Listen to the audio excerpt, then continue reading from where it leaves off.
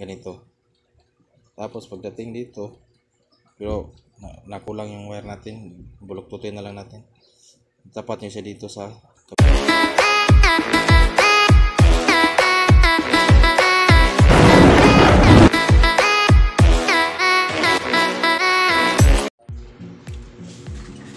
isang mapagpalang araw na naman sa ating lahat, mga ka-history.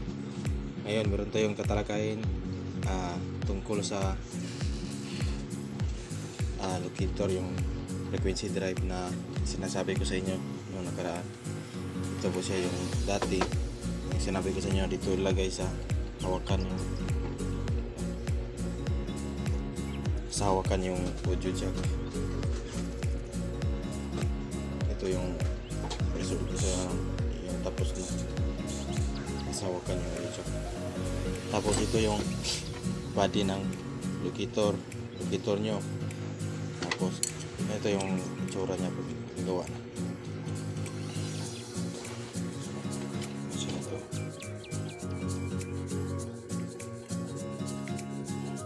Ito mangyari. Dito yung audio jack sa likod, sa ilalim. Nilagyan nyo dito yung wire sa baba lang. Mangyayari para siyang gaya ng tifa, yung may mga amplifier na locator. Pero ito para lang modify natin tong hindi battery generated, kasi wala lang tong battery. Yung mangyari dito yung audio jack, yung sa loob nito may speaker, tapos audio jack dito. Yung ginawa ko dito para lang ganito. Kita nyo yung sa mga cellphone na sira ganito, meron niyang lalagyan ng headset. Ito, lalagyan ng headset. Kita nyo, may lalagyan ng headset ganito. Tanggal ko to, tapos kinunik ko yung speaker dito sa yung speaker, kinunik ko dito, positive negative to, connect nyo lang dyan. Tapos pinasok ko yung ulit na speaker, tapos ito yung nakalagay dito. Ito na siya dito sa gilid. Tapos yung locator natin, mga ka-history, meron siyang chamber dito para sa sample, kung gusto nyo lagyan ng sample. Tapos sa likod may nilagay rin akong power load.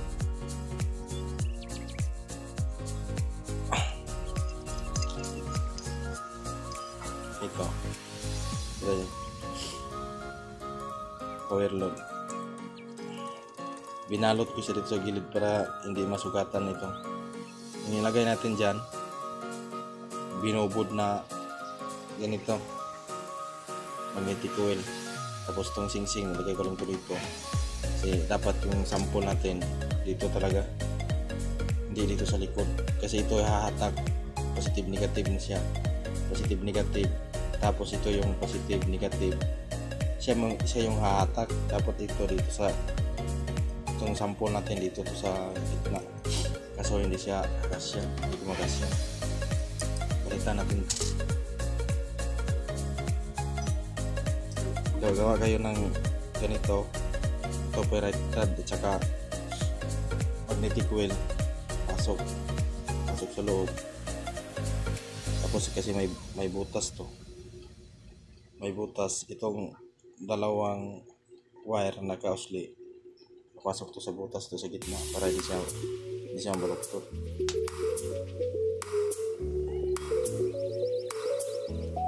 Tapos sarado.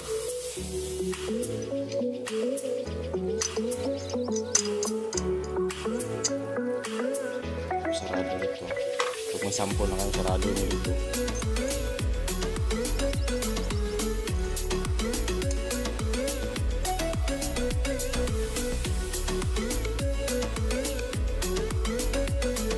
Ito kung kasi lang sana ito dito sa sample chamber.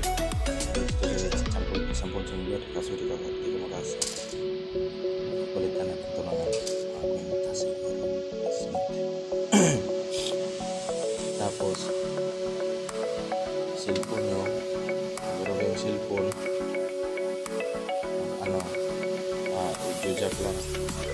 Set yung frequency, ng gold, tapos saksak sa cellphone mo, tapos yung dulo saksak mo dito, tapos may sample dito, power load dito, ay lihatag niya yung frequency, tsaka yung power load, tsaka yung sample sa loob. Yung power load, mga story, ito ko ginawa, kita ko sa inyo.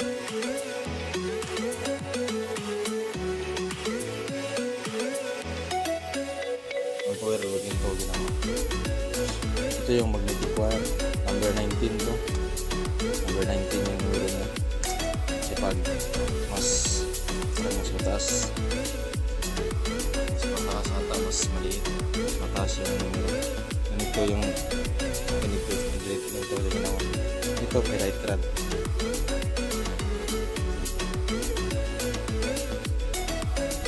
Kaya rin si Japanese man ito, kita nyo ito sa battery sa gitna. Kung mahirapan kayo maghanap ng right rod, mahirap maghanap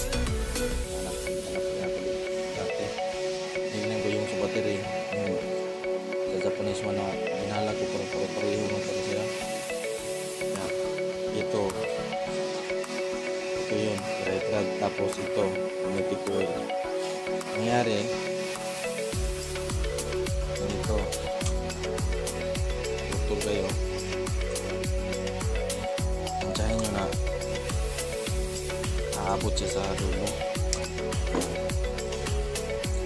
So dito yung plane, ito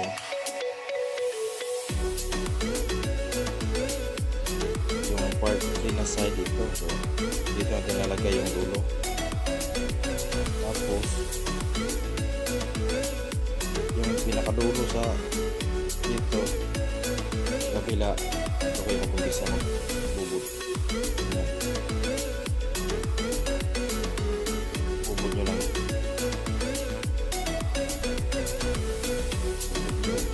hanggang punta kayo dito sa kabila. Nangyari dito para siyang magiging receiver siya. Ito yung sa loob ng motor na ginawa ko. Sabi ko dati, merong nakabuod sa loob na clip ko.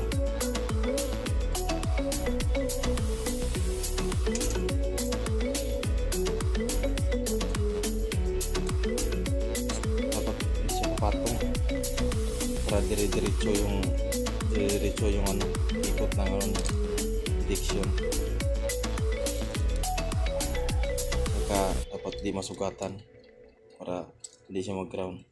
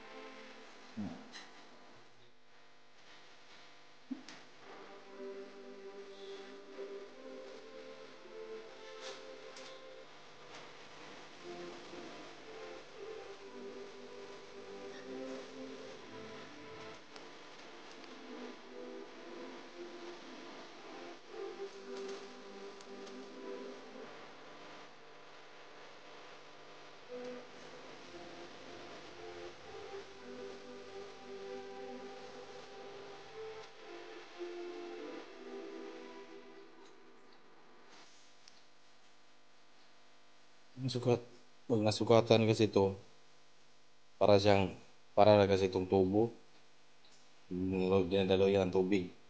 Pag may butas yung tubo, yung tubig na papasok, siyempre may leak, hihina siya sa loob mo. Nangyari kasi dito, papasok dito, kabila, lalabas sa kabila, papasok, lalabas. Tapos yung sample nyo dito, yung sample nyo nandito dito, siya yung hatag, tapos siya yung bali booster, ganito. Tapos pagdating dito, pero nakulang natin, bulot-putin na lang natin. Tapat nyo siya dito sa bila. Tapatan nyo siya dito. Ganyan. Mas maganda talaga, abot siya dito. Tapos tapat din dito. Putin natin dito. Ganyan. Ito naman isa, bulot-putin natin.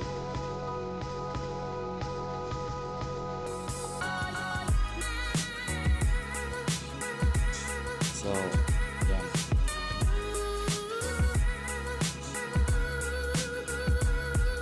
Ito nangyayari.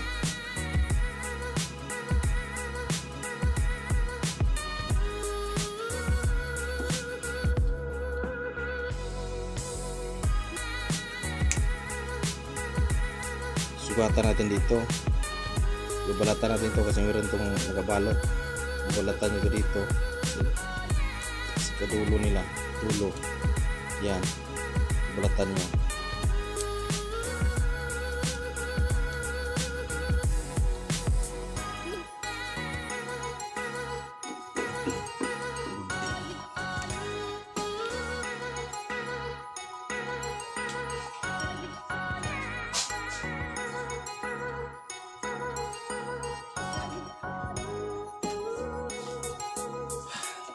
Sige na lang.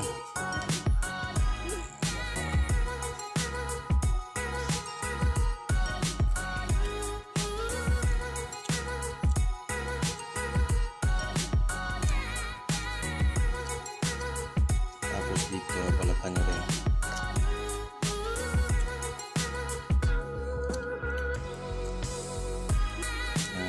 Tapos yun ang balatan.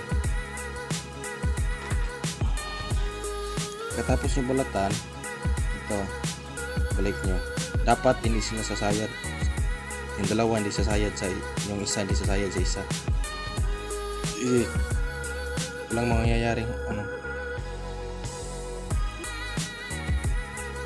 Para siyang masasarado. Mag-short yung ano, circuit nila. Masarado yung flow. Kasi dapat ganito lang. Kasi in and out, ang nangyayari ito, in and out yung hatak nila. Pasok ng isa palabas, kaya nalagay natin siya sa dulo. Tapos ganyan, sarado natin. Wala tayong tape. Ayun, isample lang to. Tapos na yung sa akin, yung sa akin yung ginawa. Sample ko na to sa inyo. Hanap ko ng tape, ganyan. Sarado nyo, ganyan. Tapos dito, sarado nyo to dito. Lagyan nyo ano gusto nyo ilagay. Lagyan nyo ng ano, lagyan nyo ba ng masking tape, or lagyan nyo ng shoe, ano tawag doon, yung parang kandila, stick glue. Lagyan nyo ng stick glue dito.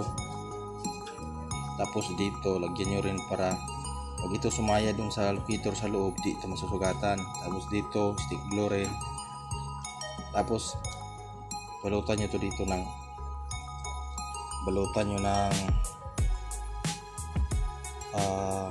ito duct tape.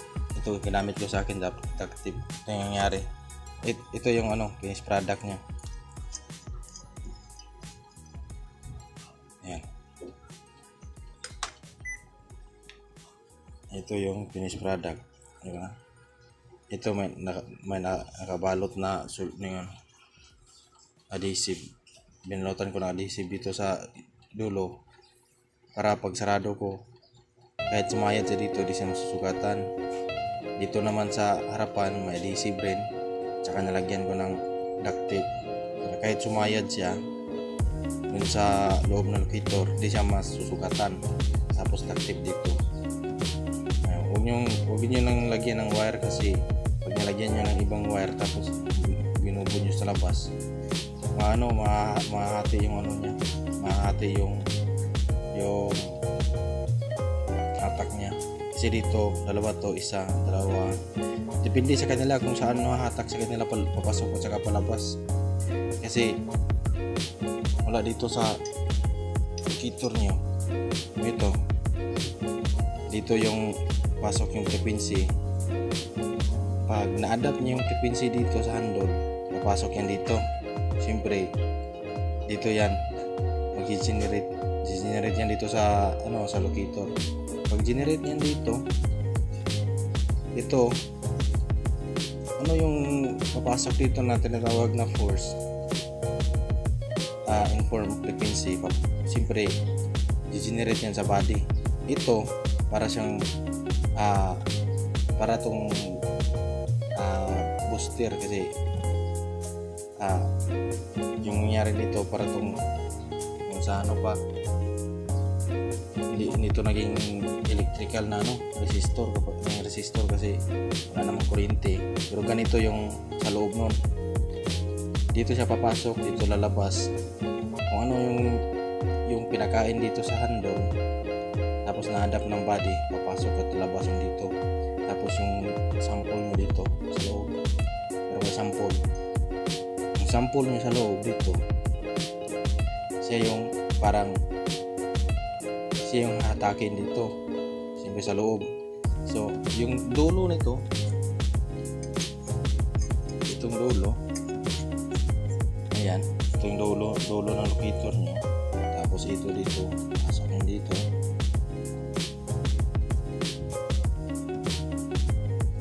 Parang magiging malaking magnet to, di ba? Itong dulo nito, pag meron tong nahatak na sim na frequency sa labas, siyempre mag-adapt to siya. Ganun yung mangyayari. Ito yung power load, ito yung parang mangyayari din yung saksakan ng amplifier. May sample pa rin ito, depende na sa inyo. Pag nalubat yung cellphone nyo, meron kang lagyan ng sample. Dalawa yung chamber, sample chamber, power load chamber. Para na siyang TFR, no? Kasi yung TFR ganito rin, di ba? Yung TFR meron siyang sample, meron siyang power load sa likod. Dito may naka-separate na power load dito. Tapos may sample chamber dito, may saksakan dito. Sa hawakan,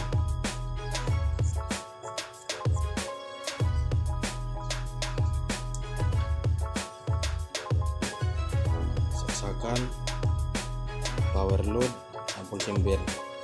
So hanggang dito lang tayo mga ka-story. Sa sunod na video, huwag niyo pong kalimutan mag-subscribe at i-like i-hit yung notification bell natin. At pag ma-hit natin yung maragdagan tayo ng 100 subscribers mula sa video na to, meron ako ipaparapol. Sana po subscribe yun. Mga next 100 subscriber natin, or every 100 subscriber na ma-add sa video natin, bibigay tayo ng raffle, bibigay tayo ng 200 load. Sino yung mabubunot natin every 100, pero lahat ng subscriber natin siyempre raffle natin. Every 100 pag nagdagdag naman tayong 100, raffle tayo. Sunod na raffle natin, nagpa-raffle ko itong Japanese one.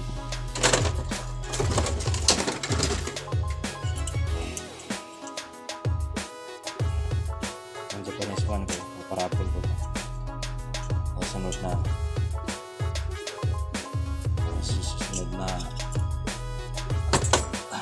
video natin. Maraming salamat po. Subscribe lang, tsaka hit the notification para palagi updated sa video ko. Maraming salamat mga ka-story.